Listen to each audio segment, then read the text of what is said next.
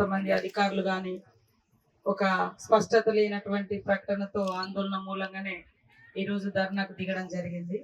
సరే, మేము ప్రశ్నించినప్పుడల్లా కూడా అలాంటిది ఏమీ లేదు, మాకు ఆ ఉద్దేశమే లేదు అనేదే ఆన్సర్ వస్తుంది. ఈరోజు కూడా మరి ధర్నా చేసేది వాస్తవంగా నాకు కూడా తెలియదు.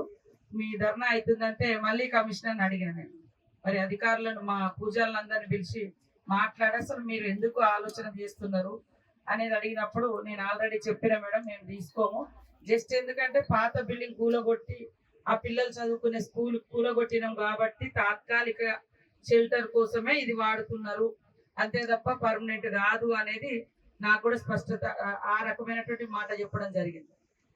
కాబట్టి పూజారులందరూ కూడా, ఎందుకంటే మరి ఏషియాలోనే అతిపెద్ద ఆదివాసీ జాతర మన సమ్మక్క సారలమ్మ జాతర, వరంగల్లో మరి కార్యాలయం ఉండడం అనేది ఆనాటి నుంచి ఈనాటి వరకు కూడా ఒక రూపం వచ్చింది. ఇప్పుడు మనం ఇప్పుడున్నటువంటి ప్రజెంట్ సిచ్యువేషన్ లో భూములు దొరకాలన్నా కొత్తగా మళ్ళీ అక్కడ మనం కట్టుకునేటువంటి పరిస్థితి ఉంటుంది. ఖచ్చితంగా కేంద్ర కార్యాలయంగా మరి మన కార్యాలయంతో పాటు మిగతా కార్యాలయాలు కూడా ఉన్నాయి కాబట్టి ఏ ఒక్క వ్యక్తి కోసమో లేదా స్కూల్ పిల్లల కోసమే అయితే అది స్కూల్ వేరే బయట కడితే వాళ్ళకు కూడా సఫిషియెంట్గా ఉంటుంది. వాళ్ళ పూజలు లేదా నేర్చుకోవడము లేదా ఇంకా రకరకాల ట్రైనింగ్స్ ఉంటాయి కాబట్టి వాళ్ళకు మరి అందులో ఆఫీస్ అనేది ఆఫీసునే చూస్తాం, మరి స్కూల్ గానే ఉండేటట్టుగా ఖచ్చితంగా ఇది సీఎం గారి దృష్టికి కూడా తీసుకెళ్తాం. ఆయన కూడా ఒక నమ్మకం విశ్వాసంతో ఉన్నటువంటి వ్యక్తి సమ్మక్క సారలమ్మ అంటే కూడా. కాబట్టి ఈ రోజు మీరు చేస్తున్నటువంటి ధర్నాను ఈ రోజుతో ముగించి ఒక 5-6 రోజులు, ఎందుకంటే ఎలక్షన్ కోడ్ కూడా ఉంది కాబట్టి ఒక స్పష్టమైన జీవో రావాలన్నా హామీ ఇవ్వాలన్నా 5-6 తారీఖు తర్వాత 6 తారీఖు తర్వాత ఉంటది.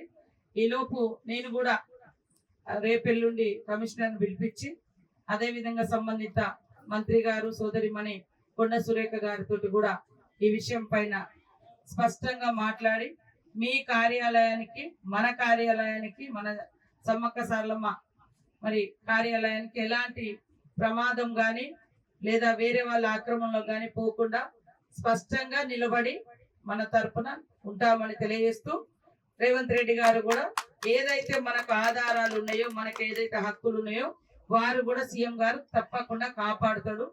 వారి దృష్టి దాకా ఇంకా పోలే వాస్తవానికి, ఎందుకంటే కలెక్టర్ గారు మాట్లాడుతూ ఇంకా అట్లాంటిది ఏమీ లేదని వచ్చింది కాబట్టి ఒక స్పష్టత తోటి మరి ఈ 5-6 రోజులలో మీరు ఈ లోపు మన దగ్గర కూడా ఇంకేమే ఆధారాలు ఉంటే మాకు ఇవ్వండి. అది ఏదున్నా లేకునే కదా ఆఫీస్ గా కొనసాగుతుంది కాబట్టి అది అట్లనే కొనసాగించాలనేదే మేము మన అందరి యొక్క ఉద్దేశం, లక్ష్యము. తప్పకుండా మరి ఇంత పెద్ద జాతరకు సంబంధించినటువంటి ఆఫీసు ఒక హెడ్ క్వార్టర్ లో, ఎందుకంటే ఆనాడు జరిగినటువంటి యుద్ధ భూమి, మరి ఆనాడు ఉన్నటువంటి ప్రభుత్వ యంత్రాంగం, రాజులు, ప్రభువులు అక్కడి నుంచి ఇక్కడికే జరిగింది కాబట్టి అదొక గుర్తుగా ఉంటది. మనోళ్ళు కూడా పోయినప్పుడు ఉన్నప్పుడు అక్కడ మరి మంచి చెడుకు కూడా బస చేయడానికి కూడా అదొక భవనం చాలా ఉపయోగపడుతుంది. కాబట్టి ఎట్టి పరిస్థితుల్లో అలాంటిది వదులుకోనివ్వము. సీఎం గారికి కూడా స్పష్టంగా వివరాలు చెప్పి తప్పకుండా ఆ స్కూల్ పిల్లలకు ఇంకా కావాలంటే బయట ఒక స్కూల్ ఏర్పాటు చేయించడానికి కూడా అట్లా కూడా హామీ ఇప్పించి వాళ్లకు మనకి ఇబ్బంది లేకుండా చేస్తానని ఈ సందర్భంగా తెలియజేస్తూ, ఎందుకంటే ఎండాకాలం మీరు అందరూ కూడా తిండి తిప్పలు లేకుండా మరి ఇక్కడ కూర్చున్నారు కాబట్టి దయచేసి ఈ రోజు విరమించి భక్తులు కూడా వచ్చిపోయేటోళ్లకు ఆందోళన రాకుండా మన దగ్గరకు వస్తున్నారు కాబట్టి అందరూ సాఫీగా వెళ్ళేటట్టుగా చేస్తూ ఒక 4-5 రోజులు నాకు టైం ఇవ్వండి. నేను యాక్చువల్గా ఇవ్వాలని అసలైన తొలి వెలుగు. ఫాలో వాట్సాప్ @తొలి వెలుగు official.